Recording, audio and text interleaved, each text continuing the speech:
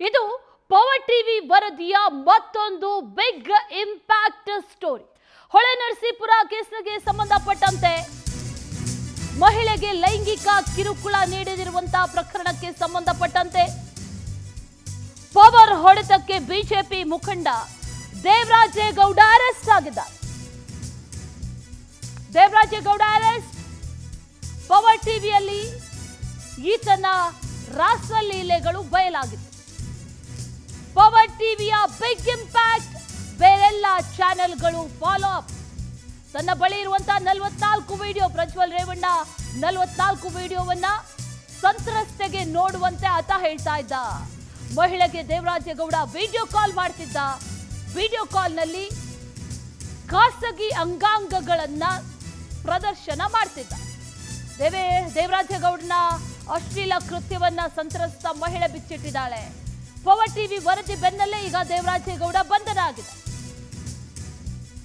ಮಹಿಳೆಗೆ ಲೈಂಗಿಕ ಕಿರುಕುಳವನ್ನ ನೀಡ್ತಾ ಇದ್ದ. ಆಕೆ ಕಂಪ್ಲೇಂಟ್ ಕೂಡ ದಾಖಲು ಮಾಡಿದ್ಲು.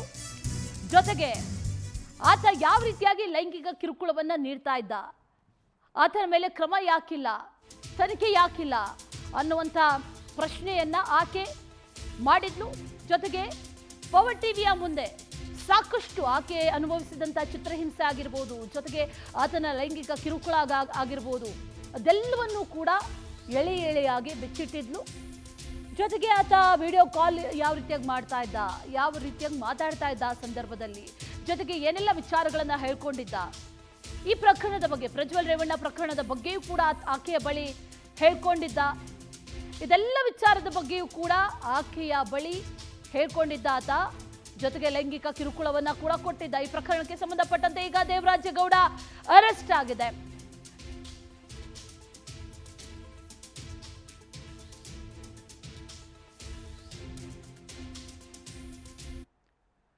ಇನ್ನು ಪವರ್ ಟಿವಿ ಸ್ಟುಡಿಯೋದಲ್ಲಿ ಸಂತ್ರಸ್ತೆ ತನ್ನ ಅಳಲನ್ನ ತೋಡ್ಕೊಂಡಿದ್ಲು.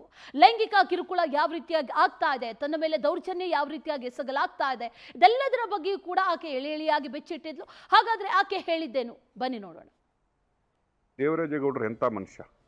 ಅವರು ಮೇಲ್ನೋಟಿಗೆ ಒಳ್ಳೆಯವರೇ, ಆದರೆ ಅವರು ಮೈಯಲ್ಲಿರೋದೆಲ್ಲ ವಿಷ. ಆ ಅಪ್ಪಂಗೆ ಬರೀ ಹೆಣ್ಣು ಬೇಕು, ಅವ್ರಿಗೆ ಇಬ್ಬರಿಬ್ರು ಬೇಕಂತೆ ಹೆಣ್ಣು. ನನ್ನ ಮೇಲೆ ಕಣ್ಣಾಕಿದ್ರು, ನಾನು ಅದಕ್ಕೆ ಒಪ್ಪನಿಲ್ಲ. ಆದರೂ ಅವನು ಕೇಳಿಲ್ಲ, ನಂಗೆ ಇಬ್ಬರಿಬ್ರು ಹುಡುಗಿರ್ಬೇಕು, ಕರ್ಕೊಂಬ ಅಂತ ಹೇಳ್ತಾರೆ. ಎಲ್ಲ ಚಿತ್ರಹಿಂಸೆ ಕೊಟ್ಟಿದ್ದಾನೆ ಸರ್. ದೇವರಾಜೇಗೌಡರು ಎಂತ ಮನುಷ್ಯ? ಅವರು ಮೇಲ್ನೋಟಿಗೆ ಒಳ್ಳೆಯವರೇ, ಆದರೆ ಅವರು ಮೈಯಲ್ಲಿರೋದೆಲ್ಲ ವಿಷ. ಆ ಅಪ್ಪಂಗೆ ಬರೀ ಹೆಣ್ಣು ಬೇಕು, ಅವ್ರಿಗೆ ಇಬ್ಬರಿಬ್ರು ಬೇಕಂತೆ ಹೆಣ್ಣು. ನನ್ನ ಮೇಲೆ ಕಣ್ಣಾಕಿದ್ರು, ನಾನು ಅದಕ್ಕೆ ಒಪ್ಪನಿಲ್ಲ.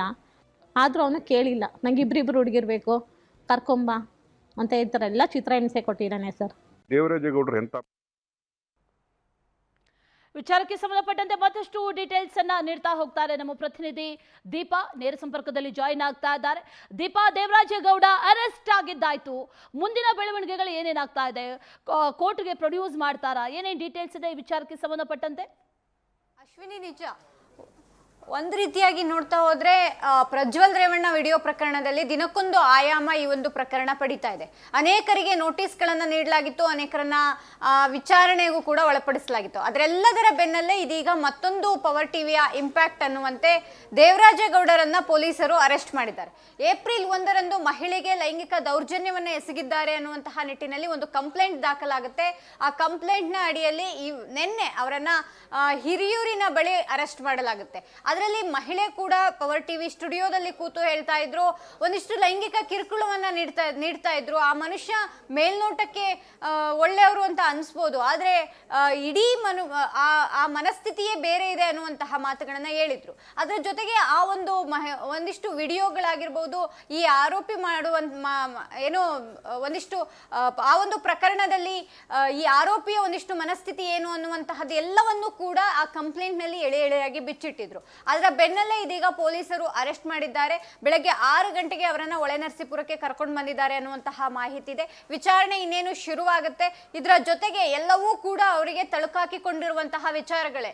ಇದು ಕೇವಲ ಒಂದು ಸಂತ್ರಸ್ತೆಯ ವಿಚಾರವಾಗಿ, ಅಂದ್ರೆ ಈತ ಏನು ಒಬ್ಬ ಮಹಿಳೆಗೆ ಕಿರುಕುಳವನ್ನ ನೀಡಿದ್ರು ಆ ವಿಚಾರವಾಗಿ ಅರೆಸ್ಟ್ ಮಾಡಿದ್ದರೂ ಕೂಡ ಇವರಿಗೆ ಪ್ರಜ್ವಲ್ ರೇವಣ್ಣ ಅವರ ವಿಚಾರ ಕೂಡ ತಳುಕಾಕಿಕೊಳ್ಳುವಂತಹ ಸಾಧ್ಯತೆ ಹೆಚ್ಚಿದೆ. ಯಾಕಂದ್ರೆ ಡೇ 1 ಕೂಡ ಪ್ರಜ್ವಲ್ ರೇವಣ್ಣ ಅವರ ವಿಡಿಯೋ ಆಗಿರ್ಬೋದು, ಆಗಿರ್ಬೋದು, ರೇವಣ್ಣ ಕುಟುಂಬದ ವಿಡಿಯೋ ಒಂದಿಷ್ಟು ಆಗಿರಬಹುದು, ಅವೆಲ್ಲವನ್ನೂ ಕೂಡ ಈ ಮನುಷ್ಯ ಮಾಧ್ಯಮಗಳ ಮುಂದೆ, ಪೊಲೀಸರ ಮುಂದೆ, SIT ಮುಂದೆ ಹೇಳಿದ್ರು. ಅದರ ಬೆನ್ನಲ್ಲೇ ಈತನೂ ಕೂಡ ಒಬ್ಬ ಮಹಿಳೆಗೆ ಈ ರೀತಿಯಾದಂತಹ ಕೆಲಸವನ್ನ ಮಾಡಿದ್ದಾನೆ ಅನ್ನುವಂತಹ ನಿಟ್ಟಿನಲ್ಲಿ ಅರೆಸ್ಟ್ ಆಗಿರೋದ್ರಿಂದ ಇವೆಲ್ಲವೂ ಕೂಡ ಅವರಿಗೆ ಸುತ್ತುವಂತಹ ಸಾಧ್ಯತೆಗಳು ಕೂಡ ಇದೆ. Ashwini, thank you details.